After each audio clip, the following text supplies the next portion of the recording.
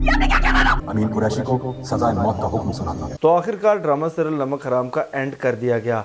आज हम बात करेंगे कि ड्रामा सीरियल नमक हराम का एंड कैसा था या कैसा होना चाहिए था, किसने कैसा परफॉर्म किया और हमें इससे क्या तवक्कुआत वाबस्ता थी और क्या इसके एंड ने हमारी तवक्कुआत पूरी की या नहीं। इसके हवाले से तफसील के साथ बात करते हैं। इस ड्रामा का लास्ट एपिसोड वहीं से शुरू किया गया जहां से सेकंड लास्ट एपिसोड ख़त्म किया गया था।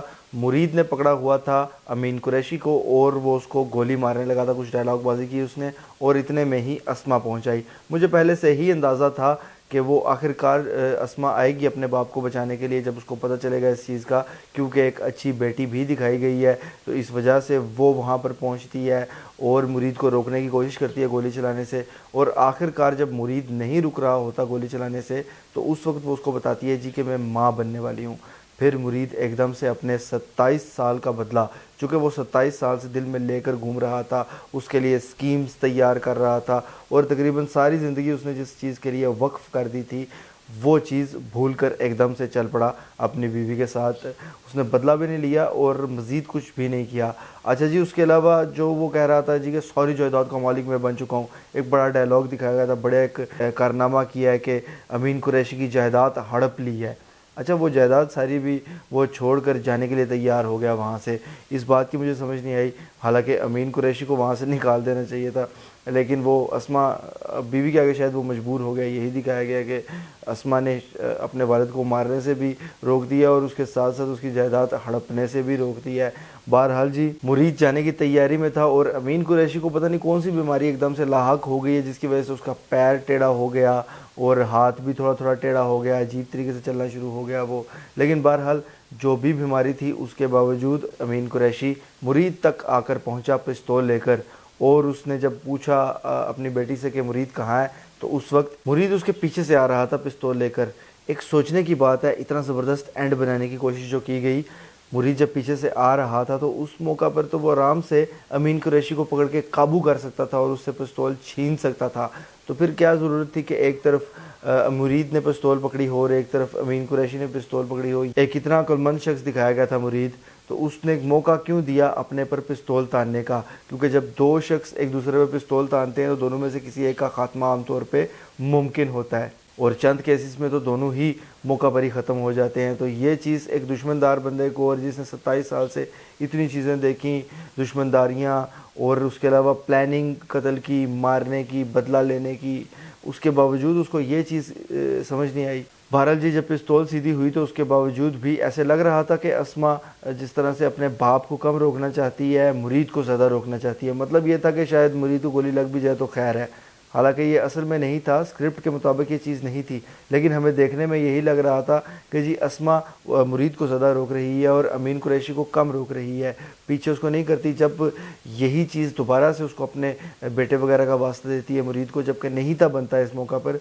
उस पर भी बंदूक सीधी की हुई थी अमीन कुरैशी ने, लेकिन उसके बावजूद बेटे वगैरह का वास्ता देती है मुरीद को और वो थोड़ा सा पीछे हटता है। इसी बीच में मौका मिल जाता है अमीन कुरैशी को गोली चलाने का, वो गोली चलाता है और फिर मुरीद मर रहा होता है, बैठ रहा होता है, कुछ सेकंड्स कुछ मिनट्स तो वो बैठने में ले लेता है, ठीक है, उसके बाद वो आराम से बैठता है, फिर लेटता है, फिर कुछ देर बाद मरता है जाकर।